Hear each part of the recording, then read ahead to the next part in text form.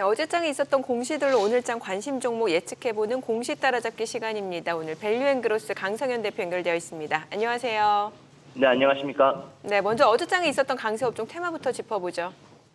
네, 제약바이오 그리고 유가 관련 업종 중심으로 강세가 나왔습니다. 이 장 초반까지만 하더라도 2차 전지의 상승 기조가 이어지는 모습이었는데요. 에코프로그룹과 LNF 그리고 코스피 시장에서는 LG화학과 포스코 퓨처캠 등을 중심으로 상승하는 모습이 나왔는데 10시 넘어가면서부터 차익 매물이 조금씩 나왔고요. 오후장 들어서는 하락 전환하면서 하락폭을 좀 키우는 모습이었습니다.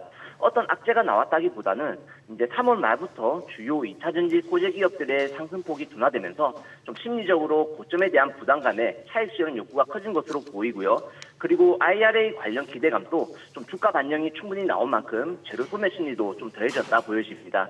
특징적인 부분을 본다면 이 2차 전지 업종의 하락폭이 커짐에도 대학바이오나 문화 콘텐츠 등 타 업종들이 강세를 보이면서 지수 상승을 유지했다라는 점인데요. 이런 부분은 시장 변동성을 줄이는 과정으로 보는 만큼 긍정적으로 생각하고 있습니다. 그중 제약바이오 업종의 상승이 눈에 띄었는데요. 세계 3대 암학회로 불리는 미국 암연구학회죠. 그 AACR이 이번 달 14일부터 19일까지 플로리다주에서 열립니다. 국내 24개 기업이 참석해서 항암 신약 관련 연구 과제를 소개하고요.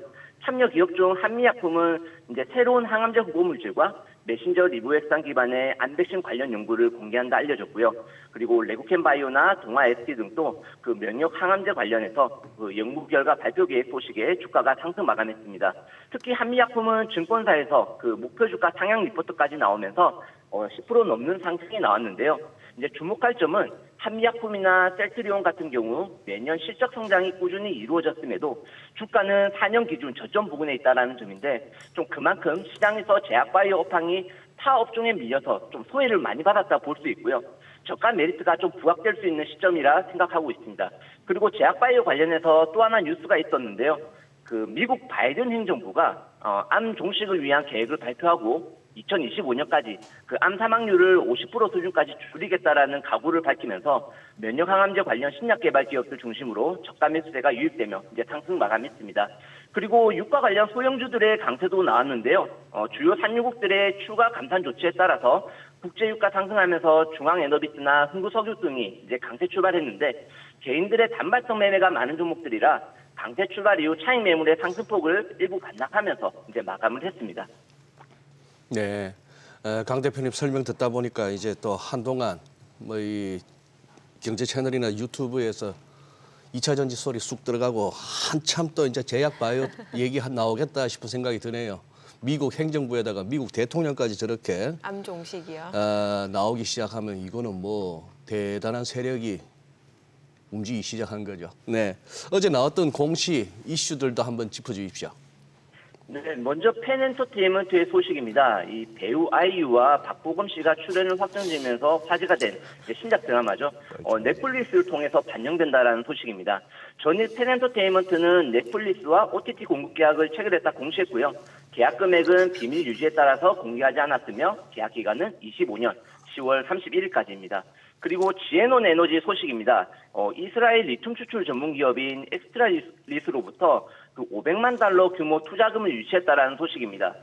앞서 지에논 에너지는 그 엑스트라리스에 1,500만 달러를 투자해서 최대 주주에 오르기도 했는데요.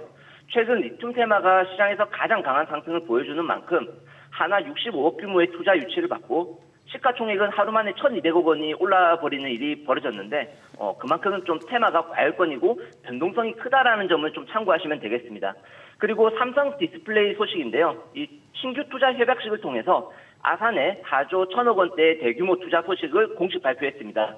지난달부터 언론을 통해서 지속적으로 언급되었던 이슈였는데 저는 이제 어제 윤석열 대통령과 이재용 삼성 회장이 직접 협약식에 참석해서 공식 발표했습니다. 시간에 OLED 장비 업체들이 급등 마감했고요. 앞서 선반영된 부분과 금일 시간에 급등한 부분도 있는 만큼 좀 추격 매수는 부담스럽다라고 판단됩니다. 그리고 마지막으로 이제 이상 네트워크 소식입니다. 이 주주 환원 정책을 발표했고요. 최소 5년간 당기순이익 20%를 주주 환원한다 발표했는데 자기 주식을 취득해서 소각하고 소각 주식수 규모의 무상증자를 실시할 예정이라고 밝혔습니다. 최근 시장에서 주주 환원 발표가 많아지는 점은 매우 긍정적이라 생각하고요. 매번 사채 발행이나 증자를 하는 회사들보다는 이 주주와 이익을 나누려고 노력하는 기업들 중심으로 관심을 가진다면 이 투자 자산에 대한 리스크도 조금씩 줄여갈 수 있을 거라고 생각하고 있습니다.